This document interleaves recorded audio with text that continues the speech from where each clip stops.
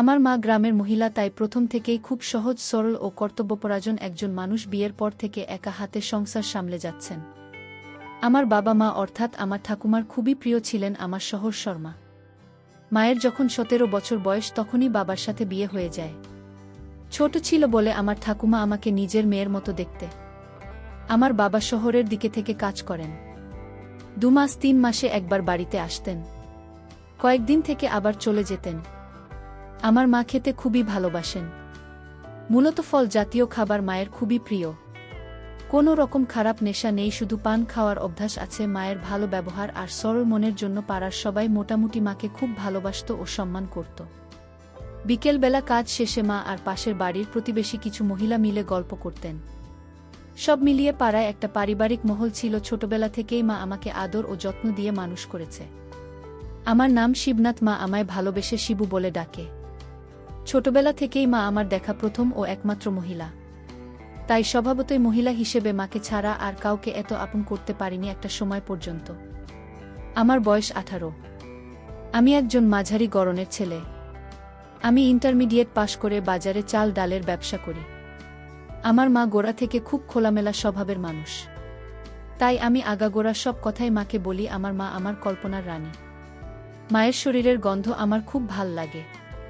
মায়ের ঘামের গন্ধ, নিঃশ্বাসের শব্দ, সব কিছুতেই আমি ভালোবাসার গন্ধ খুঁজে পাই। বয়সের সাথে সাথে আমার চেঞ্জ এর সাথে সাথে মাকে আমি নতুনভাবে দেখতে থাকি। কিন্তু সব কিছুর সূত্রপাত এক দুপুরে। সে একবার গরমকালে আমি দুপুরে খাওয়া দাওয়ার পর খাটে শুয়ে আছি। মা সব বাসন মেজে ধোয়াধুয়ির কাজ করে।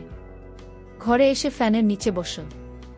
মাকে দেখে ক্লান্ত মনে হলো। মাকে জিজ্ঞাসা করে জানলাম সকাল থেকে সেদিন খাটাখাটনিটা একটু বেশি পড়েছিল। তারপর মা শুতে গিয়ে আমাকে বলল, কি রে শিবু, আজ এভাবে আডাআডিভাবে কেন? শুনেছিস আমি কিভাবে শোব? আমি বললাম, কেন, তুমি সোজাসুজি শুয়ে পড়ো যে রকম প্রত্যেক দিন শো। তাহলে আমার পা তো তোর গায়ে লেগে যাবে বাবা। আমি বললাম, তাতে কি হয়েছে, তুমি শুয়ে পড়ো, আমার এখন উঠতে ইচ্ছে করছে না। এরপর মা লম্বালম্বিভাবে এলিয়ে পড়ল। আমার যাতে পা লেগে না যায় সেজন্য পা গুটিয়ে রাখল। আমি খানিক বাদে মায়ের পা নিয়ে আলতো হাতে মালিশ করতে লাগলাম। মা প্রথমে খানিকটা কিন্তু বোধ করলেও সারাদিনে ক্লান্তির ফলে পায়ে আরাম পেয়ে আর কিছু বললেন না। এভাবেই পায়ের মালিশ ক্রমে আমাদের দিনলিপির হয়ে উঠল এবং আমার মা অনেকটা সহজ হয়ে গেল। এদিকে আমার 37 বছর বয়সী মায়ের এমন সুন্দর দেবীর মতো ফর্সা দেখে আমি জোয়ারে ভাসতে লাগলাম। এরপর থেকে মাকে দেখার দৃষ্টিভঙ্গি আমার আরও বদলে গেল। সাধারণত বাড়ির কোনো কাজ করার সময়, বাসন মাজা বা কাপড় কাচার সময় বিশেষ করে শাড়িটা যাতে জলে ভিজে না যায় তাই গুটিয়ে কোমরে আটকে রাখতেন। এতে তার বেরিয়ে পড়ত। আমার মায়ের নিতম্ব আমাকে অমোঘ আকর্ষণ করত। তার নিষ্পাপ মুখটা যেন কোন মায়া জাগে আমার মনে তীব্র আলোড়ন ফেলত। ক্রমে আমি মাকে এত গভীরভাবে নিরীক্ষণ করতে থাকলাম। একদিন এভাবেই দুপুরবেলা মায়ের পা মালিশ করে দিচ্ছি আর মাসি আছে। এমন সময় পাশে তাকিয়ে দেখি অত্যাধিক গরমের জন্য তার বেরিয়ে পড়েছে। মুহূর্তের মধ্যে আমি অনুভব করতে লাগলাম গাছের তলায় আমার উঠেছে। এরপর থেকে মায়ের প্রতি আমার আকর্ষণ এতটাই তীব্র হয়ে দাঁড়াল যে শয়নে স্বপ্নে সারাদিনই আমি মাকে কল্পনা করতে লাগলাম। মায়ের কথা ভেবে একা একা কাজ করতাম। মাকে খালি আমাকে দেখানোর উপায় ভাবতে থাকলাম। এদিকে প্রত্যেক দিন দুপুরে মায়ের পা মালিশ দেওয়ার বিষয়টা মায়ের কাছে এতটাই আরামদায়ক হয়ে উঠেছে আর মা বিষয়টার সাথে এতটাই সহজ হয়ে উঠেছে যে মা আমার অনুমতি ছাড়াই পা দুখানি আমাকে তুলে দেয়। মানুষের প্রত্যাশা। মাকে দেখেই আমার তাতিয়ে যায় আর গামছার উপর বানিয়ে ফেলে। মানুষের সাথে নাড়াচাড়ার সময় কখনো কখনো মায়ের পায়ের পাতা দুটি আমার সাথে লেগে যায়। প্রথমে ভয় পেলেও বিষয়টা আস্তে আস্তে আরও মজাদার হয়ে উঠল। খানিকক্ষণ পা মালিশ দেওয়ার পর মা গভীর ঘুমে আচ্ছন্ন হলে আমি নির্দ্বিধায় নিজের গামছা ফেলে সম্পূর্ণ অবস্থায় মায়ের পায়ের কাছে শুয়ে পড়ি আর তেল মালিশের সাথে সাথে মায়ের পা দুটোর মাঝখানে রেখে ধীরে ধীরে। সন্ধ্যায় আমার হঠাৎ ঘুম ভাঙলে দেখলাম মায়ের কোলে মাথা রেখে ঘুমিয়ে পড়েছিলাম। আমি নড়াচড়া করতেই মায়েরও ঘুম ভেঙে গেল। আমি বুঝলাম আমি তখনও সম্পূর্ণ অনাবৃত। মা আমায় বললেন আলোটা জ্বালতে। আমি এদিক ওদিক হাতেও গামছা খুঁজে পেলাম না, তাই মাকে বললাম, আমি স্নান করতে যাচ্ছি, গরম লাগছে, তুমি জ্বালিয়ে নাও বলে কলতলার দিকে গেলাম। আর এদিকে মা সন্ধ্যা দ্বীপ জলে চাতালে এসে বসলেন। আমি কলতলায় বসে দুপুরের মুহূর্তগুলির স্মৃতিচারণ করছিলাম। মায়ের উপস্থিতি বুঝে কলতলার দরজা থেকে উকি মেরে বললাম, মা, গামছাটা একটু দাও না। তাড়াহুড়োতে গামছা নিতে ভুলে গেছি। মা নিয়ে এসে দিতে এসে এত বছর পর আমার সম্পূর্ণ অবস্থায় দেখল। খানিক আমার দিকে চেয়ে থেকে বলল, বাবা তাড়াতাড়ি গা ধুয়ে নাও। আমি চুল থেকে জল ছাড়ার বাহানা করে গামছাটা নিতে একটু দেরি করলাম যাতে মা আমাকে ভালোভাবে দেখে নিতে পারে। কিন্তু মায়ের তেমন কোনো আগ্রহ ছিল না। আরেকবার সুযোগ নেওয়ার জন্য মাকে বললাম, মা তুমি আমার ছোটবেলার মতো পিঠ ঘষে স্নান করিয়ে দেবে? উত্তরে মা হেসে বলল, তুমি কি আর সেই ছোট আছো? এখন আমার থেকেও লম্বা হয়ে গেছে। তাও আমি তো তোমার কাছে চিরদিন ছোটই থাকব। মা একটা ভুবন ভোলানো হাসি দিয়ে বলল, আসো বাবা। আমি মনে মনে খুব খুশি হয়ে উঠলাম। ভাবলাম দেখা যাক কি হয়। মা কোলতলায় ঢুকে চৌবাচ্চার এক পাশে বসল, আমি মায়ের দিকে পিঠ করে মাটিতে বসলাম। মা আমার মাথায় জল ঢেলে চান করাতে লাগলো, তার সাথে টুকটাক কথাবার্তা। মাথায় সাবান লাগিয়ে মা বলল, বাবা এবার দাঁড়াও, তোমার পায়ে সাবান লাগিয়ে দেয়। আমি দাঁড়ালাম সামনে, সামান্য ঝুঁকে মা নির্দ্বিধায় আমার দিয়ে পরিষ্কার করতে লাগল পায়ের গোড়ালি, কোমর। এরপর সামনে ঘোরার সময় ভেবে উত্তেজনায় আমার একটু একটু জান আসতে শুরু করল। হঠাৎ আমার মনে পড়ল, কলতলায় সে তো ভালো করে ধোয়া হয়নি। দুপুরের সেই শুকনো দাগ জমে রয়েছে। মা কিভাবে ভেবে ভয় করছে। আবার মা আমাকে এতটা কাছ থেকে দেখবে ভেবে ভাল লাগছে।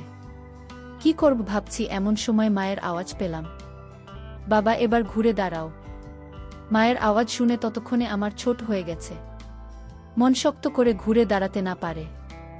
সাবান ঘষতে শুরু করল। এরপর সামনে এসে বাম হাত দিয়ে তুলে ধরে সাবান ঘষতে থাকল। চামড়াতে তলার দিকে টান পড়ায় ততক্ষণে আমার মায়ের আলগা হাতের তালুতে উন্মুক্ত হয়ে গেছে। মায়ের হাতের সাথে সরাসরি সংস্পর্শে আমার ফুলতে শুরু করল। এদিকে মা শাড়িটাকে গুটিয়ে কোমরে বেঁধে রেখেছে। এই দেখে মা আমার দিকে চেয়ে রইলেন কিছুক্ষণ। তারপর বললেন, বাবারে আমার শিবু, বাবা কত বড় হয়ে গেছে। আমি খানিকটা লজ্জিত, অনেকটাই গর্বিত বোধ করলাম মায়ের এই কথায়, কিন্তু মুখে কিছু বললাম না। মা সাবান লাগাতে লাগাতে বলল, সেই ছোটবেলায় তোকে তেল মাখা, তারপর খানিক রোদ্দুর গায়ে লাগিয়ে ভালো করে সাবান দিয়ে ডলে ডলে চান করাতাম।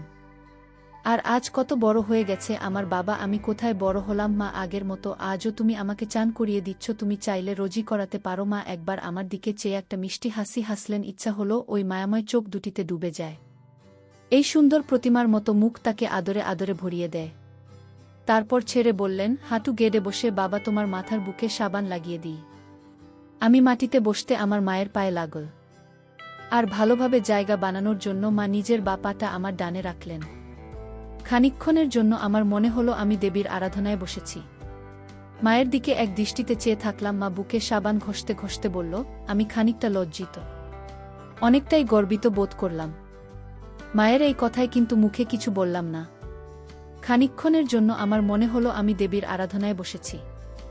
মায়ের দিকে এক দৃষ্টিতে চেয়ে থাকলাম। মা বুকে সাবান ঘষতে ঘষতে বলল, সে কি হয় বাবা, এখন তুমি বড় হয়েছ, তোমার সবকিছুই ধীরে ধীরে পরিবর্তিত হবে, পরিস্থিতি বদলাবে, অনেক সঙ্গী সাথী হবে।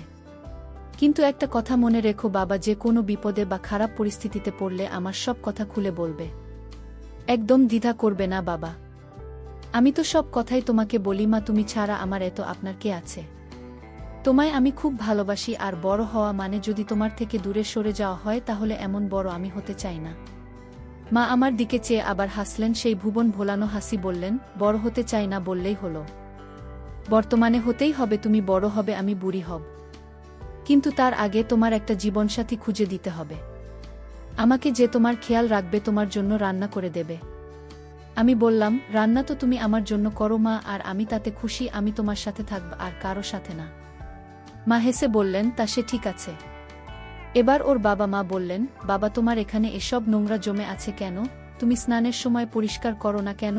এত অপরিষ্কার থাকলে চুলকানি হবে তো। আর এখানের গুলো পরিষ্কার করে রাখবে, না হলে চুলকানি হবে। এগুলি কেটে সুন্দর করে রাখবে। আমি মনে মনে ভাবলাম, তোমার ও তো একই হাল, বরং তোমারটা আমার থেকে অনেক গুণ। তাহলে তুমি কাট না কেন? আমি ঘরে শুয়ে শুয়ে সব কথাই ভাবছি। এমন সময় মা ঘরে এলো। এমন ঘর অন্ধকার করে আছো কেন বাবা? আমি বললাম, কিছু না, এমনি আলো ভাল লাগছে না। মা আলো জ্বাললেন। আমি বাম হাত দিয়ে চোখ দুইটা থাকলাম, আর ফাঁক দিয়ে মাকে দেখতে থাকলাম। আলো জ্বেলে মা আমার দিকে চাইতে আমার চোখে পড়ল। মা খানিকটা আশ্চর্য হয়ে তাকিয়ে থাকল। তারপর শান্ত স্বরে বলল, তুমি এভাবে শুয়ে আছো কেন? বাবা কাপড় পরো, কেউ দেখলে কি বলবে বলবে, এত বড় ছেলে এখনো বাড়িতে কাপড় পরে না। এখন বাড়িতে তুমি আর আমি ছাড়া কে আছে মাঝে আমায় দেখবে, আর তাছাড়া কি ভাবল তাতে আমার কিছু আসে যায় না। আর বাকি থাকলে লজ্জার কথা, তুমি তো আমার মা, আমাকে ছোটবেলা থেকে অনেক বাড়ি এভাবেই দেখেছ, তাহলে তোমার সামনে কিসের লজ্জা? হ্যাঁ, তোমার যদি এতে খারাপ লাগে তাহলে বলো, আমি অবশ্যই করে নিচ্ছি। মা কাছে শেখাতে বসলেন, বললেন না বাবা, আমার কেন খারাপ লাগবে, তুমি ঘরের মধ্যে যেরকম খুশি থাকতে পারো, আর আমার থেকে একদম লজ্জা করবে না। এরপর একটা শিক্ষা হতে থাকল, ক্রমে রাতের খাবার খেয়ে শুয়ে পড়লাম। এরপর বেশ কয়েকদিন কেটে গেল, তেমন কিছু ঘটনা। আমিও দোকানের কাজ ও অন্যান্য কাজে ব্যস্ত হয়ে পড়েছিলাম। নিজেকে শান্ত করার কথা প্রায় ভুলে গেছিলাম। সেদিন সম্ভবত শনিবার সকালে উঠে আমি আমার কাজে চলে গেলাম। সারাদিন দোকানদারি করে গোডাউনে মাল তুলে ঘরে ফিরতে ফিরতে বেলা ৩টা গেল। ফিরে দেখি মা পুকুর পাড়ে বসে আরও কিছু পাড়ার মহিলার সাথে একসাথে জামাকাপড় কাছে আর গল্প করছে, শাড়িটা সেই কোমরে বাঁধা। আমি কাছে গিয়ে পুকুরের জলে হাত ধুতে থাকলাম।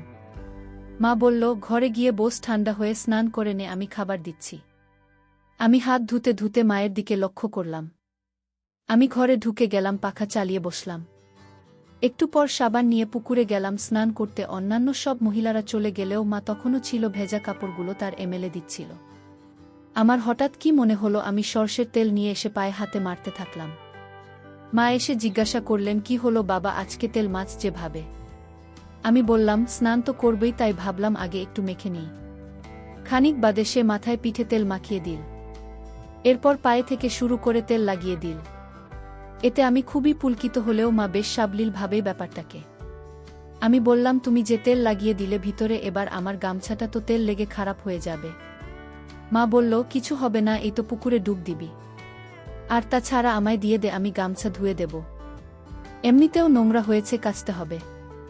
আমি বললাম, কি বলছো, কেউ আসলে দেখে ফেলবে না? মা বলল, এই দুপুরে কে আসবে, আর এলেও বা তোর কি, তুই তো বলছিস তুই কারো পরোয়া করিস না। একবার চারপাশ ভালোভাবে দেখে নিয়ে গামছাটা খুলে মাকে দিতেই হয়ে মায়ের চোখের সামনে ঝুলে রইল। যাই হোক, আমার অবস্থা দেখলে কিন্তু কিছু বলল না। তারপর শাড়িটা কোমরে গুজে হাঁটু অবধি জলে নেমে গেল, আমায় পাড়ে বসতে বলল। আমিও আগের মতো পুকুরের পাড়ে সিঁড়িতে বাধ্য ছেলের মতো বসে রইলাম। আমার কোমর অবধি জলের তলায়, আর মা মুখ দিয়ে ঢেলে দিতে থাকল। মা আমার দিকে তাকিয়ে বলল, বাবা, তোমার এটা সবসময় এরকম হয়ে থাকে কেন? হঠাৎ এরকম প্রশ্নে আমি অপ্রস্তুত হয়ে গেলাম। কি বলব বুঝতে না পেরে বললাম, জানি না মা, এমন থাকে। মা আর কিছু বললেন না। এমন সময় আমাদের ঘর পরের বাড়ির এক কাকিমা কোথা থেকে এসে আমার পিছনে এসে দাঁড়ালো। মুহূর্তের জন্য আমি হতভম্ব হয়ে গেলাম। সেই কাকিমাকে উদ্দেশ্য করে বলল, কি গো ভাবেই ছেলেকে চান করাচ্ছ? এই বলে পাশের গাছের সাথে বাঁধা তার থেকে 2টা শুকনো জামা কাপড় তুলতে এলো। এদিকে আমি কোমর অবধি জলের তলায়। তখন সম্পূর্ণরূপে আমি কি করব ভাবছি, এরকম সময় মুহূর্তের মধ্যে আমি উপলব্ধি করলাম কি যেন একটা আমার জলের তলায় চেপে ধরল। তীব্র ব্যথায় আমার মুখ দিয়ে আওয়াজ বের হলো না। পরক্ষণে বুঝতে পারলাম ঘটনার তৎপরতায় আমার মা আমার তার বাম পা দিয়ে জলের তলায় চেপে ধরেছে। এতে মুহূর্তের জন্য আমার মনে হলো মায়ের পায়ের কঠিন চাপে আমার ভেঙে যাবে। সাধারণত অবস্থায় আমার পুরোপুরিভাবে উপরের দিকে মুখ করে দাঁড়িয়ে থাকে। এরকম অবস্থায় কেউ যদি এটাকে নিচের দিকে চেপে রাখে তাহলে তো কষ্ট হবেই। আকুল নয়নে মায়ের দিকে তাকালাম। মা যেন প্রথমে জান গ্রাহ্য করল না। তারপর মাথা নিচু করে আমার দিকে চাইল। মায়ের চুলকানি মুখের উপর এসে পড়েছে। হুফ, কি অপূর্ব মুখখানি, কোমল স্নিগ্ধ তোলে, দুটি গানের মাঝে গোলাপের পাপড়ির মতো গোলাপি আভা প্রদান করছে। আহা, কি মোহময়ী, শান্ত, অচপল, শীতল, অথচ ক্ষমাশীল, কিন্তু ধন্দাত্রী রূপ। আমি অনুরোধের ইঙ্গিতে হাত 2টা দিয়ে মায়ের দিকে চেপে ধরলাম। অথচ মা আমার মুখে যন্ত্রণার অভিব্যক্তি দেখে ও এমন উদ্গ্রীব হল না। আমি 2 হাত দিয়ে মায়ের পা খানি তুলতে চেষ্টা করলাম, কিন্তু আমার দুর্বল হাত দুটি তার দেবী পথ সরাতে ব্যর্থ হল। আর এতে ফল হল বিপরীত। আমি হাত দিয়ে তার পা খানি টেনে উপরে তোলার চেষ্টা করছি। বুঝে মা খানিকটা ভর দিয়ে আমার ইস্পাতকে পুকুরের সিঁড়ির দিকে আরও চেপে ধরল। আমি ব্যথা অনুভব করলাম। এদিকে আমার মা নির্বিকার হয়ে ওই মহিলাটির সাথে কথা বলে যাচ্ছে। শেষে আর থাকতে না পেরে খানিকটা ঝুঁকি মায়ের ধরলাম। এদিকে আমি প্রবল চাপ থেকে মুক্তির কারণে আরামে পুকুর পাড়ে শুয়ে হাঁপাতে লাগলাম। আমি বললাম, মাগো, এরকমভাবে কেউ চাপা দিয়ে ধরে? আমার তো ব্যথা উঠে গিয়েছিল। মা বলল, কি করতাম বলতো? বাবা, তোর কাকি হঠাৎ করে এসে গিয়েছিল, তোমায় রকমভাবে দেখলে খারাপ ভাবত। মা আবার জলের তলা দিয়ে পায়ে জল দিয়ে থাকল। আমি বললাম, আমি জানি না, তুমি তো আছো আমার যত্ন নেওয়ার জন্য। এ কথায় মা মিষ্টি হাসল শুধু। তারপর আমি মাকে ছেড়ে খানিকটা সরে এসে দাঁড়ালাম।